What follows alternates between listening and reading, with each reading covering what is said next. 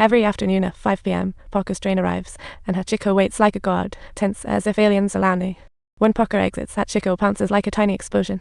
Feeling Hachiko's super longing and double affection, all of Parker's exhaustion vanishes like magic. From that moment on, escorting Parker became Hachiko's ultimate mission. Rain or shine, Hachiko always arrives at the station before 5 p.m, earning a sense of awe from the residents of the little town for his impeccable time. The townspeople see Hachiko and Parker commuting together and think, this duo is our daily highlight. That day, Parker left the station, saw no Hachiko, and panicked at Hachiko missing, sensing trouble since Hachiko was never late. Dashed home to search and finally found Hachiko in the storage room, blocked by a deadly stinky grapefruit, completely unaware he had missed his master. Parker covered the grapefruit with a box and called for Hachiko to come over, but tripped over and fell, spraying Hachiko with stinky water, making him look like a comedic character. Soon, Parker's daughter Annie fell in love with a handsome guy named Jack, who knew Hachiko had a higher status at home, so he tried to win him over with a game of fetch. But Hachiko remained like a rock, unmoved. Undeterred, Jack decided to demonstrate only to pull off an acrobatic stunt by falling flat on his back. Hachiko thought, this guy is kind of funny. Parker once asked a Japanese friend why Hachiko doesn't fetch, and his friend said it's just the Akita way. He doesn't do pointless things. If he ever fetches, it must be for a special reason. Parker thought it was just a myth.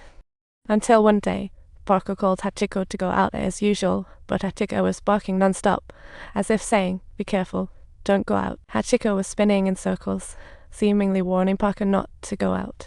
Parker thought it was odd, but brushed it off in his hurry to get to work. He thought Hachiko just didn't want to go out, but moments later, Hachiko came charging out with his ball, pulling off a magical twist. Parker joyfully played fetch with Hachiko, watching him repeatedly bring back the ball, lighting up with unbeatable happiness. Parker had completely forgotten his friend's advice. As the last train was about to depart, he had to race to the station. Before that, Parker thought Hachiko didn't want him to go, so he lovingly hugged him and said, see you at 5. And then he turned to leave.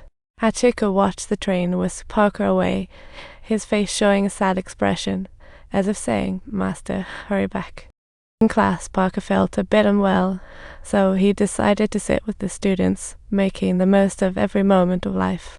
But soon enough, Parker suddenly took a dive, and the ball in his hand tumbled to the ground. After that, he never woke up again. At 5 p.m, the train arrived on time, but there was no wave of Parker in the crowd. Hachiko couldn't understand why Parker wasn't coming out, so he lay in the flower bed, thinking, what a strange afternoon this is. Until that evening, Jack drove to find Hachiko, and seeing the family so sad, he thought, this is a sad gathering. Unbeknownst to Hachiko, he continued to wait patiently while his master had permanently departed. What would be his next move? The next day, the family held a funeral for Parker, and all relatives and friends gathered. Only Hachiko wasn't there, silently guarding his territory. He arrived at the station before 5 p.m. as usual, quietly waiting for his master to come out, completely oblivious to the crowd's size for Parker. He couldn't understand the words on the gravestone, straining to see every face exiting the station, hoping his master would appear. Until the last train left, Hachiko seemed to be listening for that familiar voice. Seeing Hachiko in the snow, the attendant felt heavy-hearted and approached to persuade him to leave, thinking, little buddy, it's time to stop. But Hachiko never understood the meaning of leaving.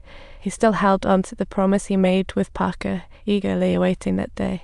Perhaps to spare herself the heartache, Parker's wife decided to leave this memory-laden place, while Hachiko followed, seemingly ready to wait another decade. Inside Hachiko's heart, there was a mystery. He never knew if he would see his master again. I want you to subscribe and hope you can wait for someone worth it like I do.